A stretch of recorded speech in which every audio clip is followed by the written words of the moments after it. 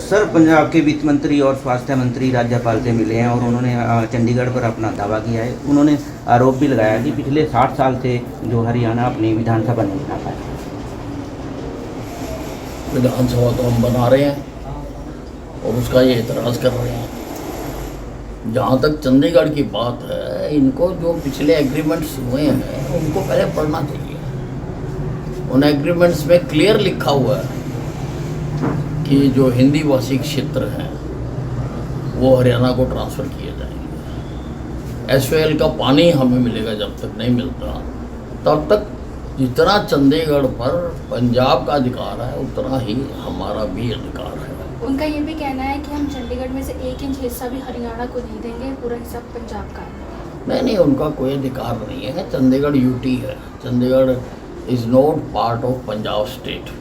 वो इस तरह की बात कह नहीं सकते हैं। और यूटी के अंदर जितने कर्मचारी अधिकारी भी लगे हुए हैं वो 60-40 की रेशो से लगे हुए हैं। उसमें हरियाणा के भी होते हैं, पंजाब के भी होते हैं। उनको सारा मालूम नहीं है, तो ये सारी उनको जानकारी लेनी चाहिए कि चंडीगढ़ एक यूनियन टेरिटरी है आज की तारीख में। वो आपकी नहीं है। आपकी तभी हो सकती है जब आप हिंदी भाषी क्षेत्र और एसवाईएल का पानी हरियाणा को दोगे। हुड्डा का कहना है कि भाजपा उल्टा चोर कोतवाल को डांटने की नीति पर चल रही है। किस संदर्भ में कहा उसने? देखिए, हुड्डा साहब के राज में तो जिन पे उनकी मेहरबानी हो जाती थी, उनकी सरकार की मेहरबानी हो जाती, उन्हीं के बीपीएल कार्ड में और बाकी लोग घूमते रहते थे। उनको पता ही नहीं होता था कि वो बीपीएल के हकदार हैं। हमारी सरकार ने सिस्टम को स्ट्रीमलाइन किया है, सेंटर्स खोले हैं, तो वहाँ पर हर आदमी जाकर अपनी आय बनाकर अपने कार्ड बनाता है। हम बीपीएल को अगर हम अनाज दे रहे हैं, गरीब लोगों को अगर हम राशन दे रहे हैं और हुड्डा साहब को तकलीफ हो रही है, तो ये तो बड़ी आश्चर्य की बात है। राहुल गांधी का कहना है कि प्रधानमंत्री मोदी संविधान को नष्ट करना चाहते हैं। यहाँ वो बात फिट होती है कि उल्टा चोर कोतवाल को डांटते हैं, क्योंकि संविधान को की धज्जियाँ गांधी परिवार नहीं उड़ाई हैं। राहुल गांधी जी अपने परिवार का इतिहास देखें। 1975 में इनकी दादी इंदिरा गांधी ने संविधान की धज्जियाँ उड़ाते हुए इन्होंने लोगों के मौलिक अधिकार बंद कर दिए थे। अखबारें, सेंसरशिप लग गई थी अखबारों पर, कोई अपनी खबर नहीं दे सकता था और लगभग 1.5 लाख लोगों को झूठे केस बनाकर जेलों में डाल दिया था। इमरजेंसी डिक्लेयर कर दी थी। और कांग्रेस कहती है, संविधान की बात करती है।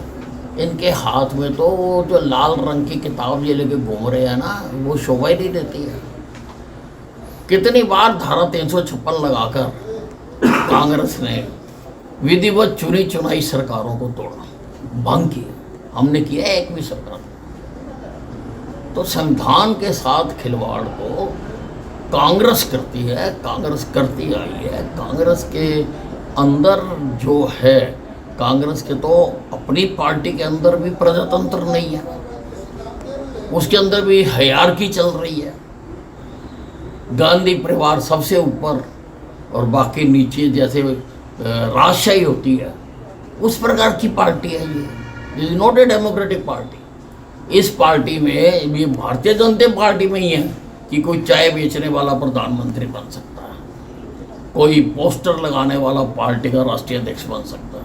कांग्रेस में नहीं बन सकता, क्योंकि कांग्रेस में राजशाही है कि ऊपर तो इंदिरा गांधी, गांधी परिवार रहेगा, कोई भी हो जाए, और उसके नीचे फिर वो एजेंसियां जैसे बांटते हैं, जैसे डीलरशिप बांटते हैं, नीचे फिर वो अलग अलग स्टेटों के प्रेसिडेंट बना देते हैं, स्टेटों वाले जिलों के बना देते हैं, जिलों वाले मंडलों के बना देते हैं। आपका हिमाचल बद्दी एसपी इल्मा अफरोज विवाद जो है वो बहुत चर्चाओं में है। एमएलए की पत्नी की गाड़ी का चालान काटने के बाद से जो है वो गायब हो गई है, वापस यूपी पहुंच गई है। हाँ नहीं, ये देखिए, अब कांग्रेस का राज है हिमाचल में, और कांग्रेस के राज में जो उनके चुने हुए प्रतिनिधि हैं वो राजशाही परिवार के सदस्य हैं, और जो राजशाही परिवार होता है वो देश के कानून से ऊपर होता है, उनको इम्यूनिटी मिली हुई होती है, उनके ऊपर कोई कार्रवाई नहीं कर सकता। इसलिए उसने गुस्ताखी की, उसका चालान किया, तो इसलिए उनकी मुश्किलें बढ़ी।